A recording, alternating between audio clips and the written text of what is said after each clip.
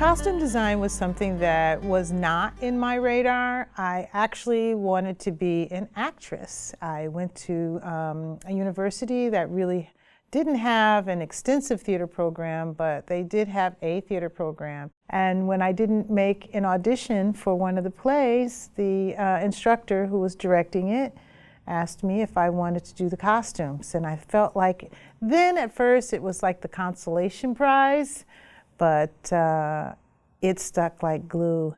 I met Spike Lee in Los Angeles. I had designed a dance performance. People all over Hollywood were coming down to this little dance studio on La Brea and Adams, and Spike Lee came. And he started talking to me about getting more experience in film. And before I knew it, I was working on someone's student thesis project. And then shortly after that, Spike called me and asked me to do his first studio film.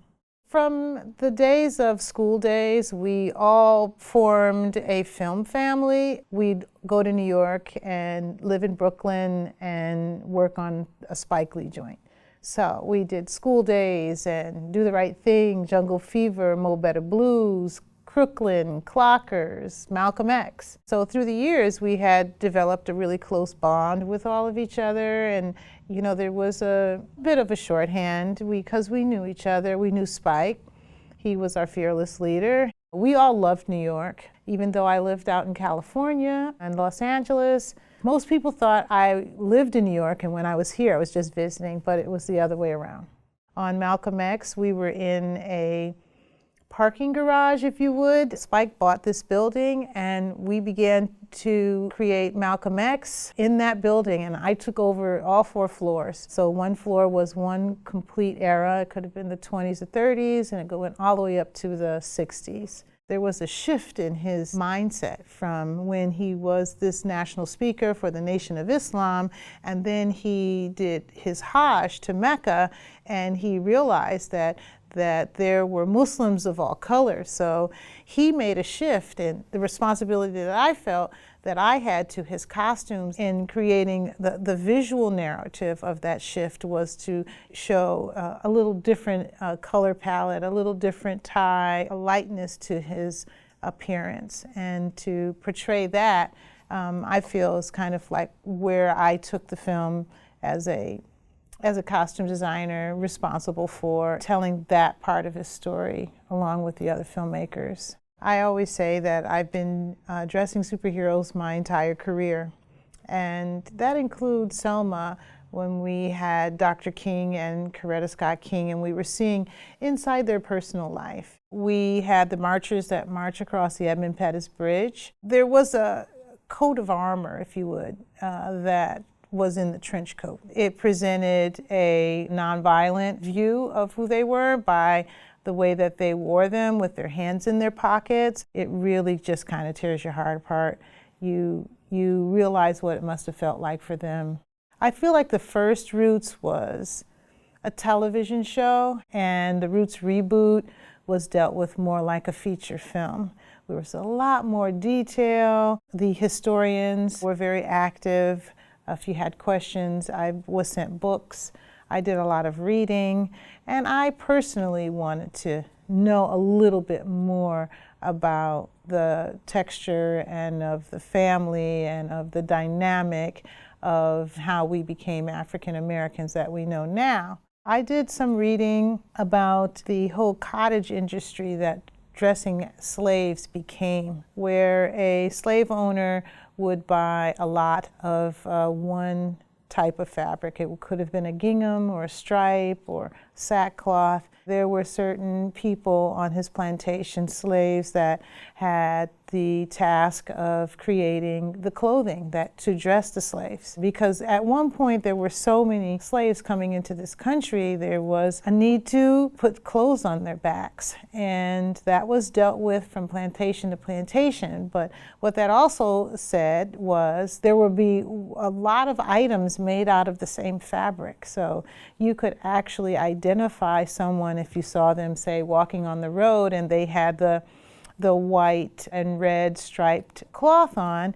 You could say they were from XY plantation. So when I began to examine that and making clothes out of the same material, it started to feel so right as we aged it and saw it play out on these plantations with the background, and actually really beautiful.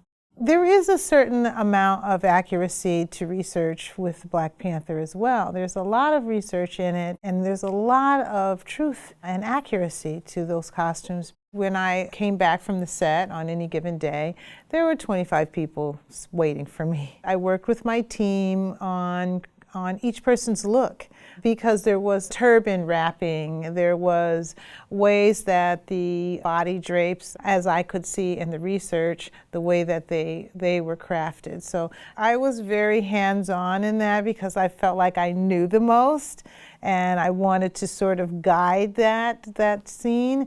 It's the only time in Black Panther where we see that much tradition. Everyone wears their traditional costumes to this celebration, which is why you see Nakia in her beaded warrior look, and you see Shuri in her Dinka corset, and the Queen in her shoulder mantle and Ishikolo hat. All those things were well in the works, and now it was a matter of creating this pageantry along the cliffside. The ability to realize some of your wildest dreams and biggest ideas is played out in a film like this, because you are actually given permission to go all the way and really bring as many different things to the idea of a different place. And that's what I think, really made it a special project for me. The foundation is something that I've wanted to start for a long time, because when I started as a costume designer, I didn't see a lot of people that look like me. I just felt like it would have been nice to have some kind of place where I could be mentored, or I could get some education about what I was doing or what I was getting ready to do. Film kind of fell in my lap, like with meeting Spike Lee, but those who really want to pursue costume design for film could have a place where someone is guiding them in some ways, or offering a syllabus, books, research, how to, what I did, what someone else did. So I feel like it's a nice, warm, friendly place for people to gather information and to actually provide scholarship at some point in time. We started with my exhibition because I'd collected costumes for so long.